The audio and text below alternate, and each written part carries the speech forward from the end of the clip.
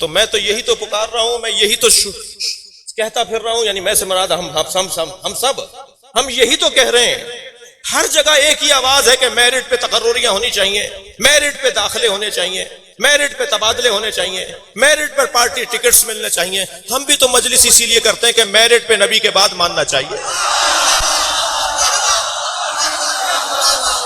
صلوات پڑھیں گے محمد و آل محمد۔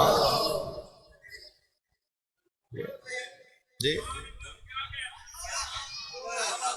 جب کوئی دعویٰ ہی نہیں کر رہا کہ میرا علم ان کے علم کے برابر ہے، ہم سے اگر کوئی یہ چڑھتا ہے، کہتا ہے کہ جی یہ بزرگوں کو برا کہتے ہیں، یہ تبرہ کرتے ہیں، یہ بزرگوں کو برا کہتے ہیں، مجھ سے کہا میں مکے میں حرم سے خانہ کعبہ سے اپنے ہوٹل کی طرف جا رہا تھا، اسی حلیے میں رہتا ہوں، بھائی فقیر آدمی ہوں، یہ جو میں حلیہ اس وقت ہے میرا، یہی میرا ہر جگہ ہوتا ہے، اور یہ متکبروں کے کپڑے نہیں ہیں، یہ نوکروں کے کپڑے ہیں، مکتب اہل بیت کے نوکروں کا لباس ہے۔ اور کہیں بھی اگر میں 50 مثالیں ہیں بلکہ سینکڑوں مثالیں ہیں، فلاں ایئرپورٹ پر، فلاں ملک کے ایئرپورٹ پہ جب ہم اترتے ہیں سعودیہ میں تو لوگ قریب آ کے، کوئی سفر ایسا نہیں ہوا جو کوئی آ کے قریب کھڑا نہ ہوا ہو یا بیٹھا نہ ہو اور یہ کہہ کے کہ جی آپ شیعہ عالم ہیں، آپ سے سوال کر لوں۔ تو میں پہلا جواب تو یہ دیتا ہوں کہ میں پہن کے اس لیے پھر رہا ہوں کہ آپ سوال کر لیں۔ ہمارے بارے میں خود سے فیصلہ کرتے ہیں، ہم سے نہیں پوچھتے۔ بھائی یا علی مدد تو میں بولتا ہوں نا، تو تشریح آپ کیوں کر رہے ہیں؟ میں ہی بتاؤں گا مولا کو کیا سمجھ کے مدد مانگتا ہوں۔ یہ آپ کے یہاں شرک ہوتا ہے، کیا ہوتا ہے بھائی؟ یا علی مدد بولتے ہیں آپ کے لوگ، تو بھائی میں بتاؤں گا نا کہ میں مولا کو کیا سمجھ کے مدد مانگتا ہوں۔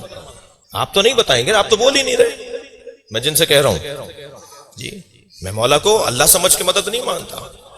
میں نے پہلے جملہ کہہ دیا کہ جو علی کو اللہ کہے وہ شیعہ نہیں ہے، وہ مسلمان نہیں ہے۔ بہت واضح باتیں ہیں، بہت روشن۔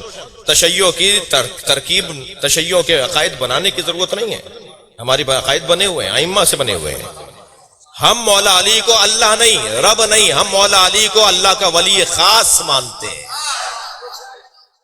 اور ہمیں پتہ ہے کہ اللہ انہیں دیتا ہے اور وہ بانٹ دیتے ہیں، تبھی ہم مانگتے بھی ہیں۔ توجہ کر رہے ہیں آپ؟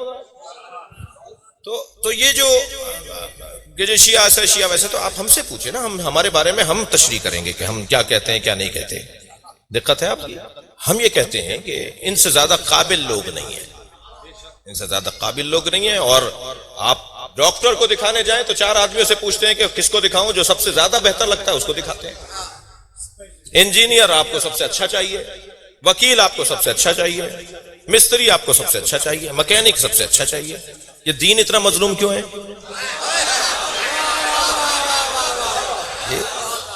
کہ اس میں آپ جب بیسٹ موجود ہیں، جو بہتر موجود ہیں۔ میں تبصرہ نہیں کر رہا کہ کون سا مذہب باطل ہے کون سا مذہب حق ہے، مگر میں اتنا کہنے کا حق رکھتا ہوں کہ میں جس مذہب سے جڑا ہوا ہوں اس سے بہتر مذہب نہیں ہے۔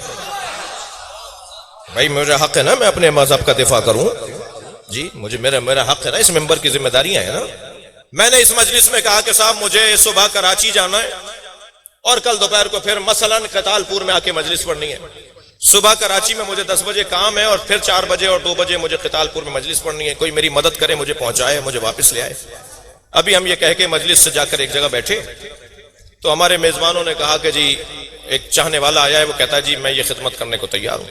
ہم نے کہا جی بلائیے۔ تو وہ ایک لمبے کانے والا جانور لائے ہوئے تھے، کہنے لگے اس پہ بیٹھ کے چلے جائیے۔ اب ہم نے سوچا کہ انہیں کیسے سمجھائیں کہ ہم نے کراچی کہا تھا، یہ کراچی تک ایسے جا کر آ نہیں سکتا، محبت میں لے کر آئے ہیں، ہم واپس تو کر نہیں سکتے، ویسے بھی مولوی ہیں۔ ابھی ہم بیٹھے ہوئے تھے کہ ایک صاحب اور آئے، کہنے لگے مولانا آپ نے کہا تھا کہ آپ کو کراچی جا کے واپس آنا ہے، تو میں کچھ لے کر آیا ہوں آپ کے لیے تاکہ آپ اس پہ چلے جائیں۔ ہم نے کہا جی بتائیے۔ تو وہ سائیکل لائے تھے۔ ہم نے کہا بھائی ماشاءاللہ، اب یہ محبت تو محبت ہے، محبت کا تو کوئی انکار نہیں ہے۔ کچھ دیر بعد ایک اور صاحب آئے، وہ کار لے آئے۔ کچھ دیر بعد ایک اور صاحب آئے، وہ ٹرین کا ٹکٹ لے آئے۔ آخر میں ایک صاحب آئے، وہ جہاز کا ٹکٹ لائے۔ سواریاں تو سب ہیں جو جا سکتی ہیں،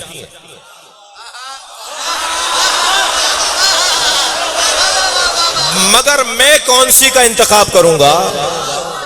میں اس کا انتخاب کروں گا جو یہاں سے وہاں جائے، واپس آ جائے، بستر بھی گرم رہے، زنجیر در بھی ہلتی رہے، صلوات پڑھیں محمد و آل محمد.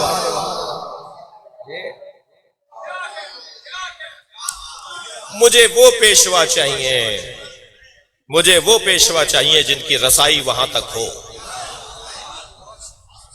موٹی موٹی باتیں ہیں، میں ان بچوں کے لیے مجلس پڑھتا ہوں، بزرگوں سے تو دعا لینی ہے تاکہ جب یہاں سے جائیں تو یہ فیول بھروا کے جائیں، ٹیوننگ کروا کے جائیں اپنی سروس. صلوات پڑھیں ذرا محمد و آل محمد. اللہم صلی علی محمد. عزیزو، میں نے بہت دیر لگا دی آپ کو. اتنا طے ہے کہ میں اور آپ الحمدللہ، میں سنی بھائیوں کو بھی دعوت دے رہا ہوں، اور الحمدللہ اہل سنت ائمہ اہل بیت کا احترام کم نہیں کرتے، بھرپور ان کا احترام کرتے ہیں، اور یہ ایک ہمارا ایک ذریعہ بھی ہے جڑنے کا. ویسے بھی ہم مجلس جو ہے، یہ مسجد ہے، یہ بھی منبر کا، یہ بھی منبر کا ہے. یہ مسجد کہاں ہے؟ مسجد ساتھ ہے. تو آپ قتال پور والوں کے پاس پیسے زیادہ ہیں، یہ آپ نے 2 ہال کیوں بنائے؟ سارے سارے سارے دنیا کے مسلمان مسجد بناتے ہیں، آپ بھی بناتے ہیں، ہے آپ کے یہاں، تو اس میں مجلس کیوں نہیں کرتے؟ یہ ادھر کیوں کرتے ہیں؟ اسی کو بڑا بنا لیتے. بھائی مسجد میں ہندو نہیں جا سکتا، عیسائی نہیں جا سکتا، یہودی نہیں جا سکتا. کل قیامت میں ہندوؤں نے کھڑے ہو کر شکایت کر دی کہ ہم اسلام سمجھنا چاہتے تھے، مسلمان تو دروازے سے لوٹا دیتا تھا. کوئی جواب نہیں دے سکے گا، آپ جواب دیں گے. یا اللہ، ہم نے مسجد کے ساتھ امام بارگاہ بنایا ہی اس لیے تھا، یہ حسین کا خیمہ ہے، ہر آنے والے حر کے لیے کھلا رہنا چاہیے.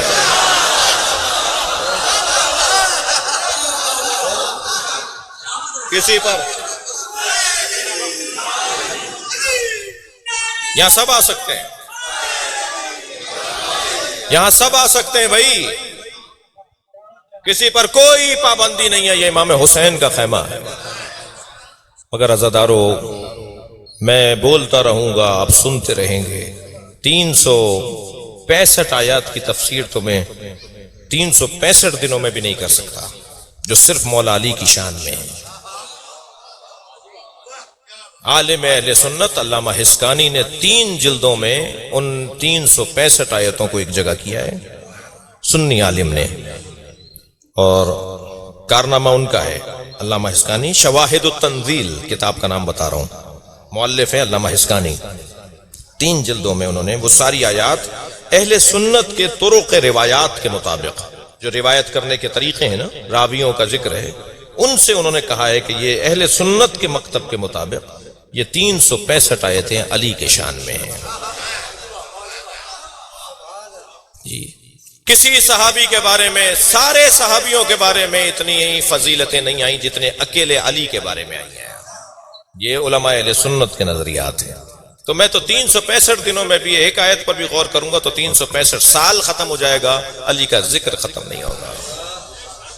جی، ایک حسین باب ہے، فضائل کا ایک سمندر ہے، فضائل کا ایک سمندر ہے، بہتا ہوا سمندر ہے، جاری سمندر ہے، میٹھا پانی کا سمندر ہے. تو ہم اس گھرانے کے کتنے فضائل پڑھیں گے، ہمارے بس کی بات نہیں ہے. مگر اتنا ہے عزیزان گرامی کہ 4 طرح کی بے حرمتیاں اعمال کو حبط کروا دیتی ہیں. 4 لوگوں کے اعمال ضائع ہوتے ہیں.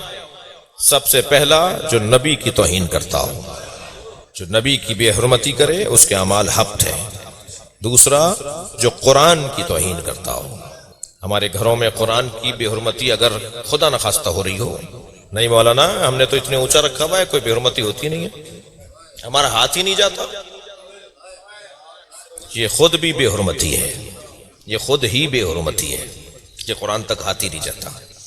تیسرا، جس کی بے حرمتی اعمال کو ضائع کرتی ہے، سن رہے ہیں، وہ ہے مسجد کی بے حرمتی. نہیں، ہم جاتے ہی نہیں ہیں تو مسجد کی بے حرمتی کیسے کرتے ہیں ہم؟ یہ نہ جانا خود بے حرمتی ہے. ابھی علاقے کے معتبر شخصیات میں نے محسوس کیا ہے، شخصیات جیسے سائیں تشریف فرمائے، ایسے شخصیات کچھ آئی ہیں تو میں نے دیکھا کہ کچھ بچوں نے، کچھ جوانوں نے ان کے لیے انتظام کرنا شروع کیا.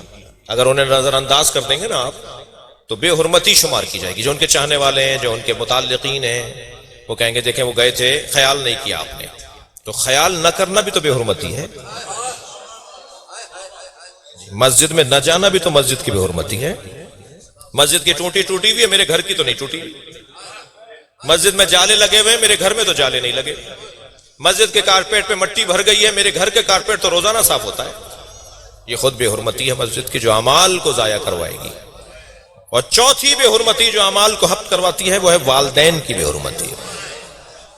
اگر ماں باپ کی کوئی بے حرمتی جوان کرے گا، اولاد کرے گی، تو اس کے اعمال ضائع، نمازیں ضائع، روزے ضائع، عبادتیں ضائع، اس لیے کہ والدین کی بے حرمتی ہو رہی ہے. مجھ ہم چار بچوں کے ماں باپ کی اگر کوئی بچہ بے حرمتی کرے تو اعمال ضائع. اور جو امت کا باپ ہو، جو امت کی ماں ہو، اس کی بے حرمتی پر کیا ہونا ہے.